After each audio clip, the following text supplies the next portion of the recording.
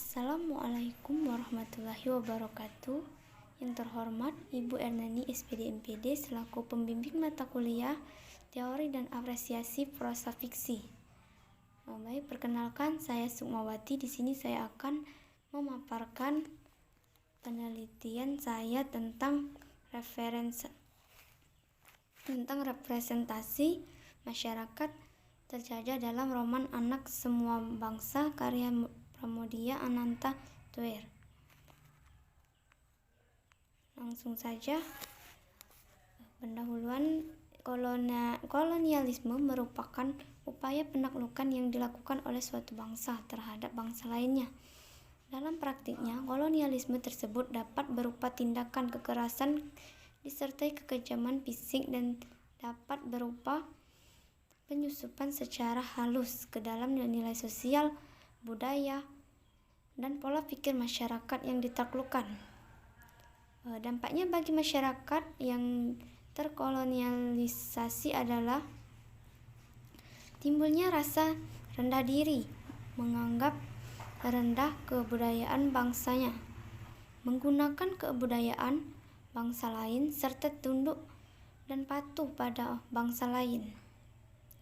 Hubungan antara bangsa penjajah dan bangsa jajahannya dapat ditelusuri menggunakan metode postkolonialisme. Ascorp dalam Ratna 2008-2007 mengatakan bahwa studi postkolonialisme hadir sesudah kebanyakan negara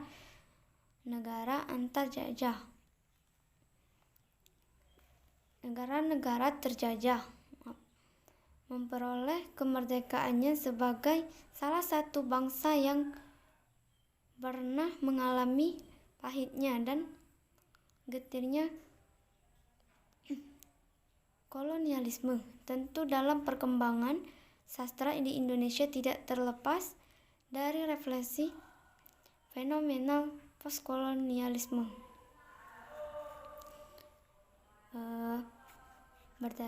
Berdasarkan uraian di atas, peneliti akan mengkaji lebih lanjut mengenai bentuk penjajahan dengan mengkaji postkolonialisme di dalam roman Anak Semua Bangsa karya Pramoedya Ananta Thayer.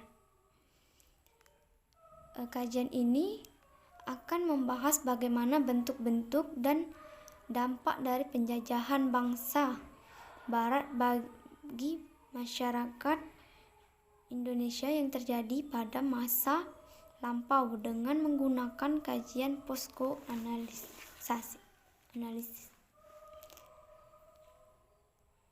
Diharapkan dapat menumbuhkan kembali jiwa nasionalisme demi membangun dan mempersatukan kehidupan bangsa yang lebih baik. Anak Semua Bangsa merupakan kelanjutan dari roman Bumi Manusia dalam seri tetralogi Buruh karya Sang Maestro Fram. Roman ini ditulis oleh Fram dalam masa-masa penahanannya sebagai tahanan politik di Pulau Buru pada tahun 1975.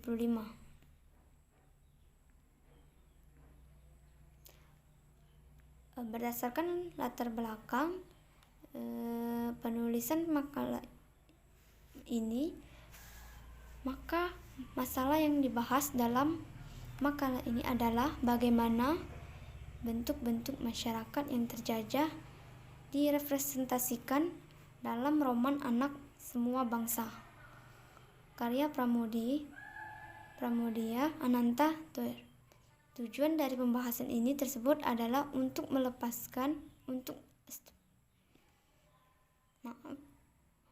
menjelaskan gambaran dari bentuk-bentuk masyarakat yang sedang terjajah dalam roman karya Fram tersebut. Sinopsisnya, Minke harus menerima keadaan yang sangat pahit saat harus merelakan istri tercintanya Annelies melemah untuk pergi ke negeri Belanda untuk selalu memantau keadaan analis di dalam perjalanan. Dia telah menyuruh teman baiknya Robert, Jan Davers atau Panji Darman untuk mengikuti analis dan selalu berkirim kabar lewat surat. Analis nampak seperti mayat hidup, tatapannya kosong dan tidak berbicara sama sekali. Tubuhnya masih menandakan adanya suatu kehidupan, namun pedalaman jiwanya sudah hancur dan kosong. Setelah Minke mendapatkan kabar dari Panji dan bahwa istrinya tersebut telah sampai di negeri Belanda, tidak beberapa setelah itu Minke harus menerima kenyataan pahit bahwa sang istri tercinta akhirnya meninggal dunia dan dimakamkan di negeri tersebut. Kehidupan terus berjalan tanpa analis. Meski begitu, Minke tetap tinggal di rumah Wonokromo bersama sang mertua Nyai Ontosoro yang selalu menyemangatinya.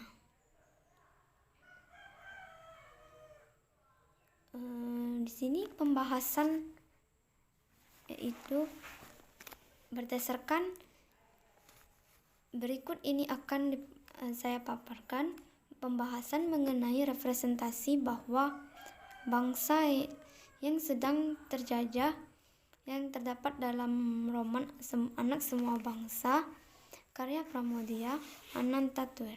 Berdasarkan pengamatan dan pembacaan terhadap roman tersebut, terdapat 5 bentuk representasi masyarakat atau bangsa yang sedang terjajah.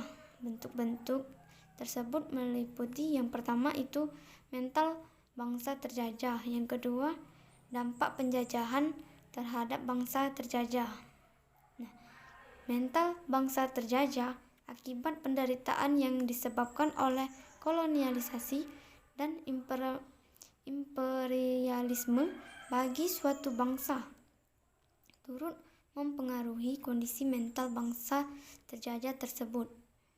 Dalam roman ini terdapat bentuk-bentuk mental yang tercipta di kalangan pribumi akibat penjajahan yang diterimanya.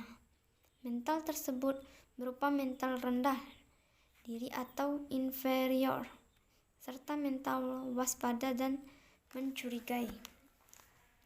Yang pertama, mental inferior. Mental inferior atau rendah diri merupakan mental yang dimiliki bangsa terjajah karena tidak memiliki rasa percaya terhadap dirinya sebagai bangsa yang selalu memandang bangsa lain jauh lebih hebat dan maju. Mental tersebut membentuk rasa takut, segan, dan sungkan bila bertemu dengan pihak yang mempresentasikan sebagai penjajah. Mental tersebut terjawabkan melalui sikap selalu menurut, selalu tunduk dan takut terhadap pihak penjajah. Di sini seorang petani memanggul pancul ku papasi di lorong itu. Ia mengangkat caving, membungkuk tanpa melihat padaku, hanya karena aku berpakaian Eropa, berpakaian Kristen. Ia sedang menuju ke jalan raya. Mungkin kulit tebu, kau teriakku dalam hati. Pura-pura saja kau takut juga pada Belanda hitam ini. Cepat sini, perintahku dalam bahasa Jawa. Orang itu menggerafak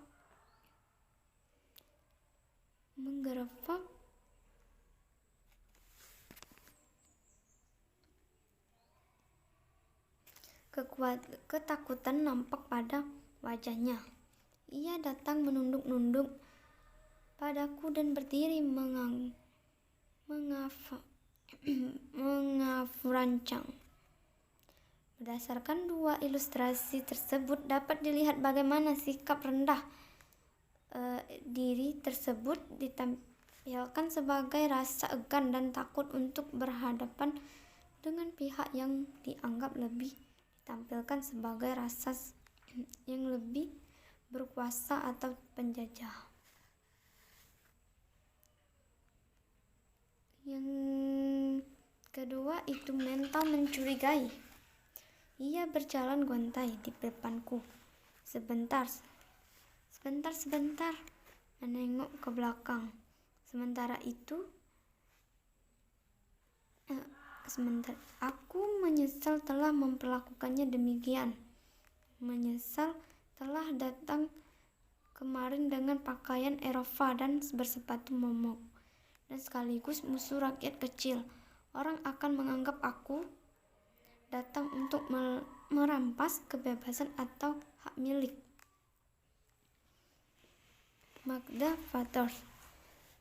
Petani Jawa takut pada semua yang bukan petani, karena dari pengalaman berabad mereka mengerti tanpa sadarnya semua yang berada di luar mereka secara sendiri-sendiri atau bersama adalah perampas segala apa dari diri mereka. Dalam kutipan tersebut menunjukkan betapa traumanya psikis dan mental kaum yang terjajah akibat perlakuan penjajah yang tamak. Rasa trauma tersebut diwujudkan dengan rasa takut dan khawatir, serta selalu curiga bahwa penjajah bisa mengambil apa yang mereka miliki, dan penjajah yang mereka terima selama berabad-abad. Watak kolonialisme dan imperialisme hampir selalu sama di belahan bumi manapun, yaitu tamak dan rakus. Praktik kolonialisme bagaikan binatang buas penghisap darah yang menghisap darah mangsanya sampai habis, tidak tersisa. Praktik tersebut sangatlah dirasakan menyiksa bagi pihak-pihak yang menjadi korban jajahan. Dampak penjajahan dalam kurun waktu ratusan tahun di Hindia Belanda memiliki dampak buruk dalam kehidupan bangsa terjajah. Banyak hal yang dirasakan oleh rakyat pribumi di Hindia yang dirasa sangat merugikan akibat dari penjajahan adalah adanya penguasaan mutlak di setiap bangsa, di setiap sektor kehidupan yang memiliki dampak buruk bagi kehidupan sosial dan ekonomi yang dialami bangsa terjajah menjadi terabaikan. Dampak penjajahan yang disorot dalam roman Anak Semua Bangsa. Yang pertama, dampak ekonomi dan kemiskinan.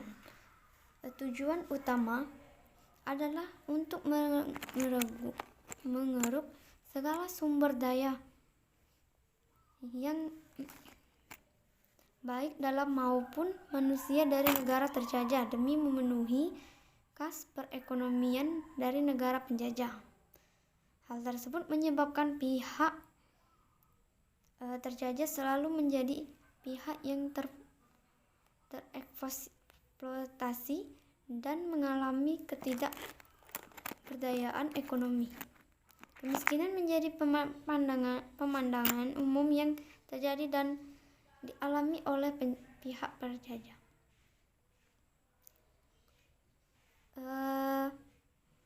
Negeri Belanda menjadi negeri yang sangat makmur dan maju, dan era tersebut hasil dari eksploitasi terhadap kesuburan tanah di Pulau Jawa.